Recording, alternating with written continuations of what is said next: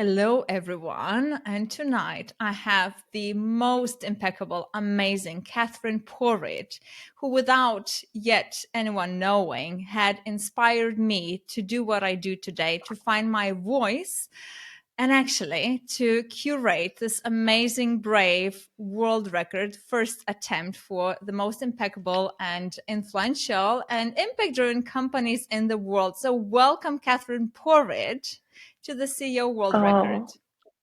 Oh, Laura, I could not be more thrilled to be here. Thank you so much for inviting me and for having me on. I'm absolutely thrilled.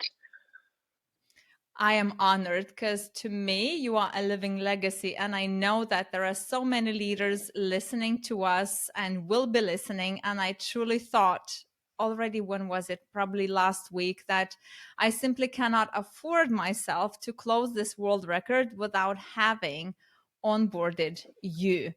And there are so many reasons behind that. And I really want to emphasize, everything what you do and your genius powers and legacies you are creating. The way I found Kathryn was a couple of years ago when I felt that I literally, reached the ceiling with whom I was as a human being. And I know that deep inside, I simply longed to become someone, bigger, better. I didn't even know like who, but I really had this inner big conflict within me. And I started simply Googling. And this is how I found Kathryn. And yeah, iconic influencers and icons incorporated, so many brands Kathryn is representing of her own. But what truly kind of inspired me to reach out, it was a couple of things that Kathryn, she has the innate intelligence to truly think audaciously big. And she's always telling, leave the humble at the door and arrogance is welcome. So, Kathryn, let's reveal a bit about that because many people, we think we've been blueprinted that we have to be humble, right? And that we have Mhm. somehow to play small. So, Mm. how did that arrogance kind of manifested, in your world, in your life, and how do you bring that further to your clients? Oh, Laura, thank you so much for reflecting all of that. That was so beautiful. I could talk to you for days about the work that you're doing here and how impactful it is. So, look, in terms of what I do, I think there's no real magic to it aside from I think we've all been conditioned, no matter where you're from, whether you're, in Australia, we call it the tall poppy syndrome, elsewhere in the world, we're conditioned to think very small and to, just have this very small place in the world and not bother anyone. But when you really look at the people who've had an extraordinary impact, the ones who are true innovators, the ones that have actually shifted paradigms and have had, real, actualized real change, they're all actually kind of bothersome, and they're out there agitating, and they've got bigger ideas than anyone else, and they're sometimes not terribly liked a lot of the time when they first come out with these ideas. And so when I started studying, I was doing a lot of branding for people who were having a lot of impact in the world and doing their positioning and copy. And every single one of them that I ran into, I realized just how they were keeping themselves small, trying to have this impact with a broader audience. And I thought, you know what? What if we went bigger, talked to the top end of the market, and really said the things that they wanted to say, not being controversial for the sake of it, but actually saying what they really meant. What if we just went there and didn't water down that message? What if we just stood in our genius? And as I started working with people and we released that kind of positioning and messaging and branding into the market, suddenly the impact was contracted. The amount of time and space it took to get the impact became contracted. We were getting these big outcomes very quickly, and I was seeing people actualize those big ideas in a much more beautiful way. So that's really how this came about. And like I said, there's no magic to it. It's just bravery. It's being able to step into those ideas that are within us as true genius, as you are, and my clients are. That is for sure. Oh, I believe that it's far more than bravery, Kathryn, because I've been through that myself. And there is one word like coming through me. It is healing. And literally, I'm becoming, Mm. for becoming a far bigger version of, I'm just Yeah. speaking from myself, of whom Mhm. I was. And if anyone is listening to us now, I truly believe that you are sinking into what Kathryn was just mentioning now, right? It is to really speak to that end of the market, and not for Mm. being controversial, not for creating noise for the noise sake, but actually Yeah. for tuning into your innate intelligence, and like from inwards, becoming that. I wouldn't call it activist. It can be many different things, but truly Mm. tuning, like getting your voice out, and literally living something that is far beyond, bigger than your own life. That's at least how you, like, within a couple of weeks, I remember with your questions in coaching, it took me literally 2 weeks to understand what is the legacy we want to create, because I call Mm. kind of always, as everyone else, been playing small, or been Yeah. afraid to tell what I think, to be Mm. brave enough to write what are my thoughts, what are my questions, or even to question Mhm. some of the, really big status quos. But finding you, and finding the luxury kind of elevated ways, elegant ways to step into that version of business, which is impact driven, and be that person. It took me healing internally Yeah. to make that happen. So that's the type of impact you created in my life, Kathryn. I have a question for you, talking now about humanity, because I know that there are so many, clients of yours and your community that is unique, that is Mm. exclusive, and all of these people, they are creating legacies. So as we speak, literally, where do you see that in our humanity we have the biggest potential, kind of a waste and potential? Knowing that you Mm. play with these type of people, maybe you see some trends or, yeah, tendencies. It's so interesting. I've got so many extraordinary clients that really test my theories on this all the time, and they bring so much to the table that adds flavor to my own ideas on impact and legacy all the time, and I love that. Um, Recently, I've had two clients really expose the answer to this question. The first, I have a client who said to me very recently, and he's all about impact and um, in terms of access to education worldwide, and the amount of brains trust that is lost just simply because there is so much.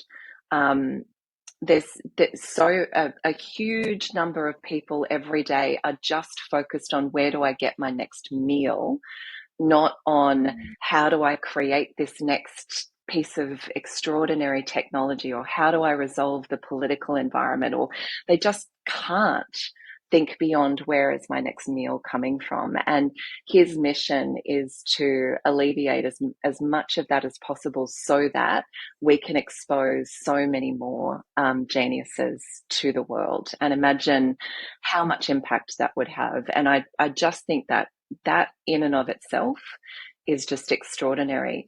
I have another client who is an extraordinary educator, and he really wants to shift the paradigm in the education system because he has this beautiful theory, and he's tested it over and over, where he'll go in and talk to kids in kindergarten, and they're all, playful and excited, and they're risk takers. And then by the time they get to, he'll test the same questions with a group of kids that are in year one or year two. And by that time, they've learnt to please the teacher, and so they're no longer in their risk taking and their playfulness and their creativity. It's almost been knocked out of them because they've learned to learn by rote and learn to give the teacher what the teacher wants in order to get the thing back, get the the praise back. And so his whole he wants to shift the whole education system so that we keep kids in their creativity and their innovation. And again, that exposes us to so much more technological innovation, political innovation, economic innovation.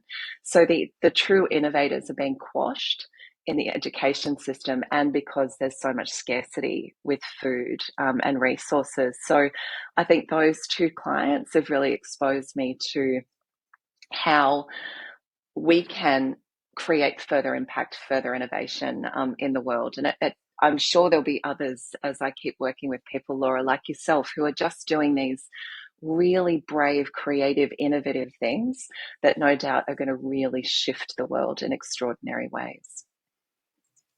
I love these both examples because I as well have so much belief that the biggest loss in our human potential lies in our early years of childhood, and yeah, especially education and pleasing people. That normally becomes, yeah, kind of a habit. It does, and this is where we play Yeah. small. This is where we get attached to the box and etc. And yeah, with the meal and food and that type of scarcity, it's just really great that there are people who understand that and give back, because that's what is all Yeah. about today, about being bigger than than I, and think about we. And Kathryn, could you share with us what took you as a person, to be where you are today? And I mean, I personally know certain of your life events you've shared with me and the Yeah. community of ours, but I know that other listeners, they don't. And as well, what I would want to know, it is the vulnerable side of you. How did that actually changed you as a human being, that leaps you've been through? Oh, I love this question. So, Laura, my background is quite simple. I had always wanted to run my own business, and so I had quite a great career just in marketing and sales. And then when I fell pregnant with my first baby, Penelope, who is about to turn 18 now, I started my first business. And so it became one of Australia's largest lifestyle brands. And I'm very proud of what we created there, but it was a very high volume brand. And it was one of those things where we made a significant amount of impact. We really had a lot of exposure in the market. I wrote books and did all the media things, had a lot of followers. Um, and but at the end of the day, I didn't love the volume, and so we ended up selling that business. And then I started what was Business Bravery at the time, and now is Iconic Influencers. And there's a few things in to answer your question in terms of the vulnerability piece. Iconic Influencers is an agency. Effectively, we're a talent agency representing some of the most iconic influencers on the planet. So we help them to grow their personal brand, create commercial deals. We actually go out and negotiate big deals for them. So I'm working with agents in Hollywood at the moment on some big TV deals. I've got clients that are working on movies. We've got clients that have got big publishing deals. Beyond that, we've also got clients that are working on big, equity deals and those sorts of things. So I feel like I'm beyond branding, doing some pretty extraordinary things with some really amazing talent in the world. And what's driving a lot of that is that first business that I had, we were all about the profit, and we were all about the volume, but we were actually, it was very plastics driven. It was very disposable driven. It was not sustainable. It was not at all a conscious brand. And I've changed a lot since my 20s. I'm now in my 40s. I've changed significantly. My children are, teenagers. I want to leave the planet in a much better state than I want to do as much as I possibly can. And what I've chosen to do is to put my smarts, my commercial smarts and my branding smarts and the things that I can do to really help the most genius, exciting, impactful, intelligent people on the planet to get the impact that they can. I can help accelerate that. I can help them get exposure to what they're creating.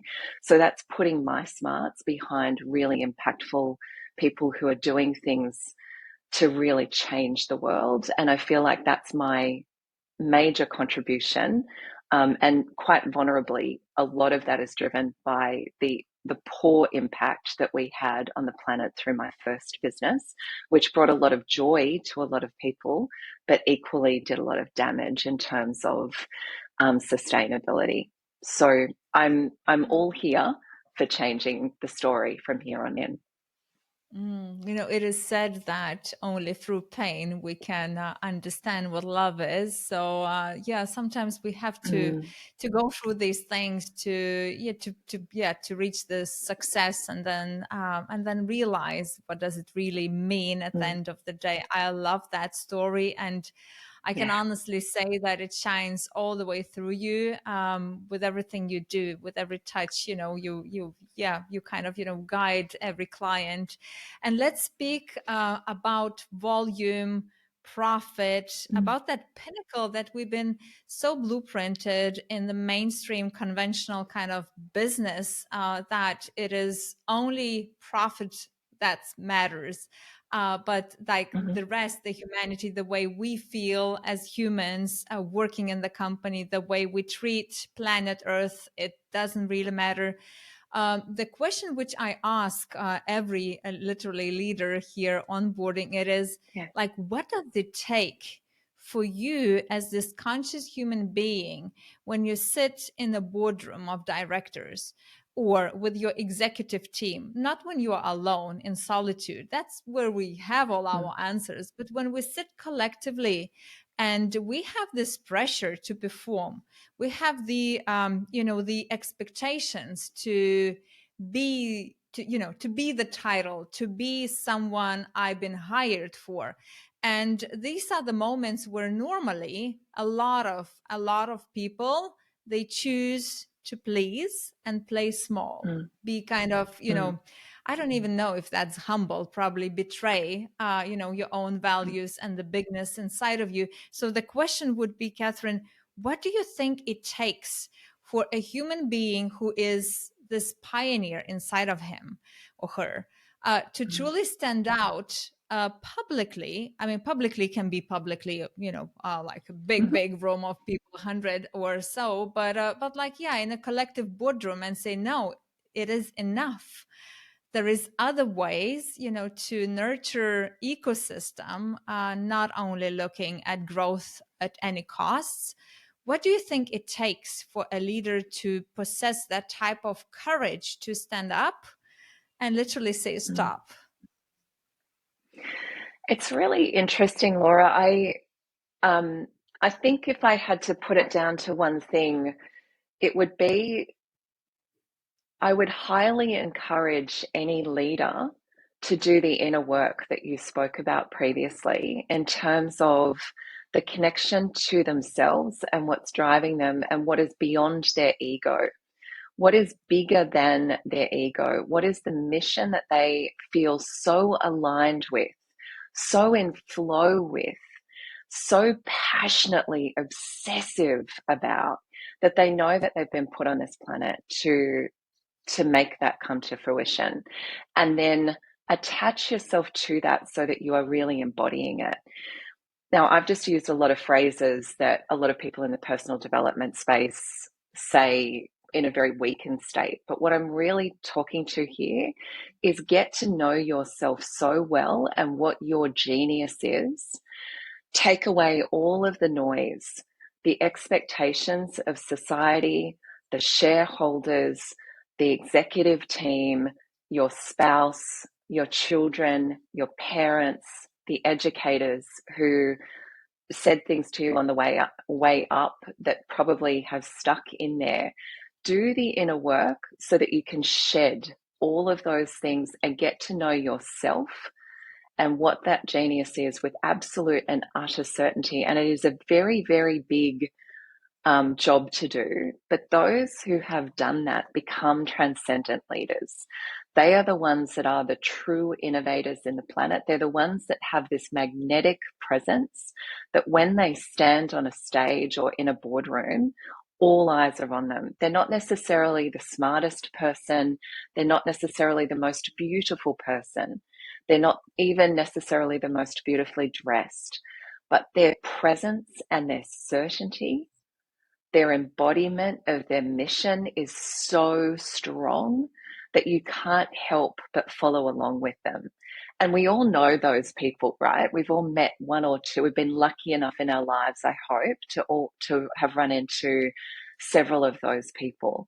And your job as a leader is to stop listening to just those weakened mainstream KPIs. You will do a better job as a leader any day of the week if you can do that inner work and then allow that to drive you beyond your ego.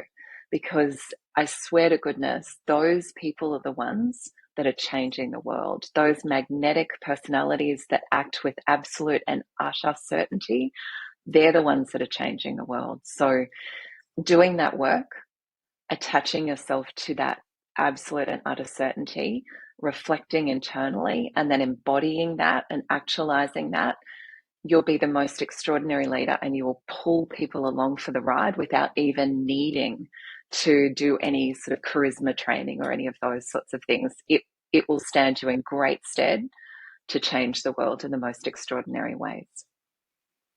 This is the most profound advice that is, in a way, quite simple once we make the decision to unbecome for becoming. And I can truly only speak for myself and other community members whom I witnessed working hand in hand with you, Kathryn. I love that advice.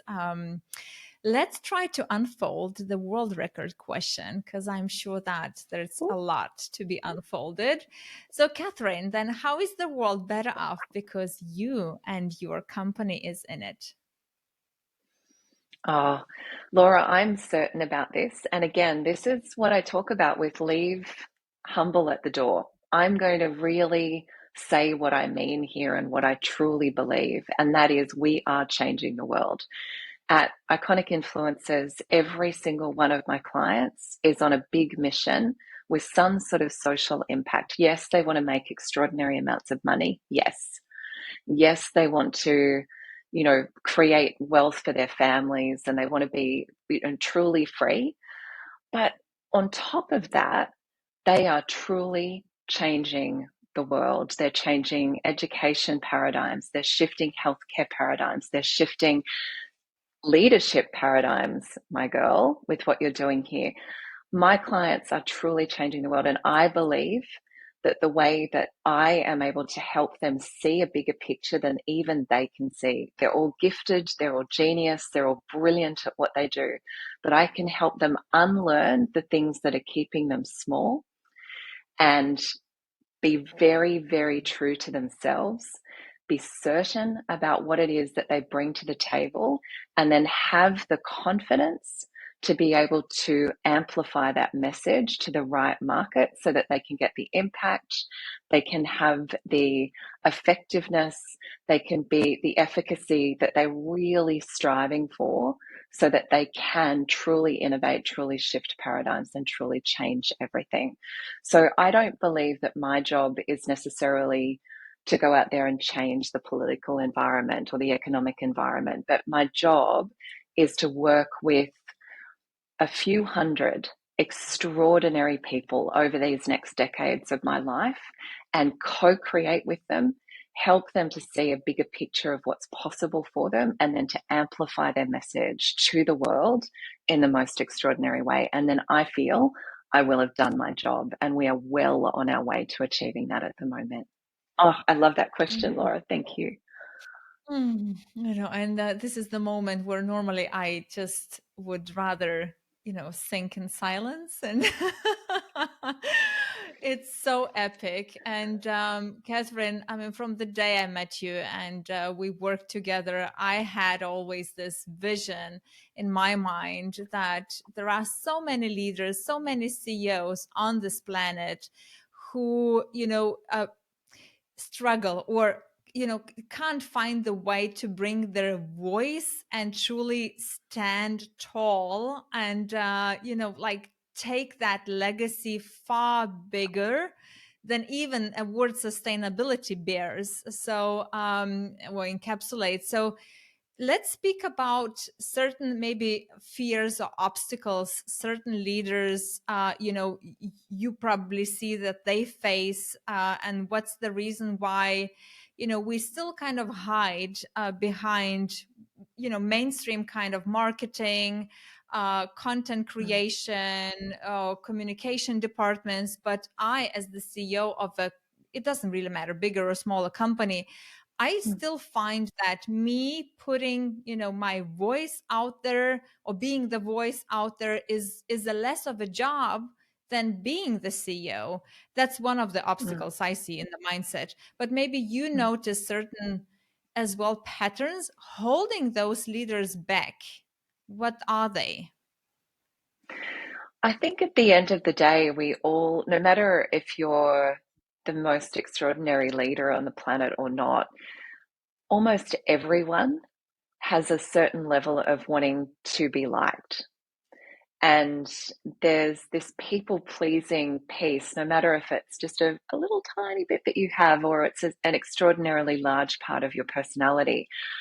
That one thing is the thing that holds so many people back from taking the leap to actually go ahead and pursue business, leadership, projects, whatever it might be, because it's the what if someone says ABC, or what if I'm criticized, or what if so I go ahead and I do this TV deal and people don't like me. That is the number one thing that I deal with on a day-to-day basis, even with the most extraordinary people, people who you think might be filled with confidence. Inside my container, when I'm having private conversations with them in absolute discretion, almost everyone that I have worked with has had that fear. And that is the biggest thing that is holding extraordinary, impactful leaders back from actually going out there and saying the things that they need to say, doing the project that they know needs to be completed, moving in the direction that they know that the company needs to move in. And so I would say do that work to look internally and find that certainty and unlearn all of those things. And that will put you in great stead to move things forward. If we could just figure that one piece out, which is only exacerbated by social media, if we could just figure that part out for extraordinary leaders, we are going to be in a much, much better place. That is for sure. Absolutely.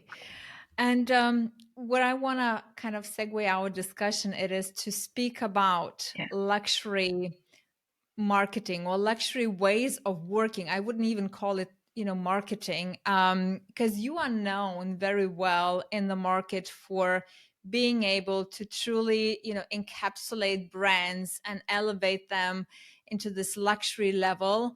And when I started working with you, yes, first of all, definitely I saw the, the visual luxury, the styles, the fonts, the beautiful English language, the copywriting. And that's a big part of that. But what I found later on, right, through working together, through kind of tapping into my innate intelligence and healing, I literally understood the luxury of living. And in the sense that I am not anymore hooked to make the decisions based on deadline. I am more like looking, is that aligned? Is that, decision or that path aligned with every, molecule of my body? what does my brain say? How is my, heart kind of talking about that? So where I want to take us, it is that I've heard a couple of moments or a couple of sentences that you've said. You've said, I choose to work with maybe 200 individuals over my, next couple of decades. And I know that in a world of mainstream business, we all been blueprinted to scale, and we already touched the profits and everything else. And then in the marketing and communications, we as well been blueprinted to, produce lots of noise for, like lots of content, be all over the place. And it's just, it's just so draining. And you have something completely different. It's like, like black and white. Could you, Kathryn, share with us what luxury business or luxury ecosystem nourishment, or whatever we call it, luxury growth, what does that mean to you? And how does that manifest in your work with the clients? You're so right. I think anyone who's ever taken a marketing course, done an MBA, been to business school, done a sales course, worked with any, business coach. Generally, we're schooled in this idea of, oh, you're onto something. It's validated. Now let's see how we can scale this to the highest level. There is a different way, and we're not taught the luxury business model and what that looks like and how it's different to a mainstream model. And a luxury business model works with fewer people and works at a deep, rich quality. And I love that. I mean, there's a lot more to it than that, obviously. But just at the heart of it, you can still have the same level of outcome in terms of, you go sell $1 million worth of $27 widgets and whatnots, and your profit is maybe 10% versus, selling one or two $500,000.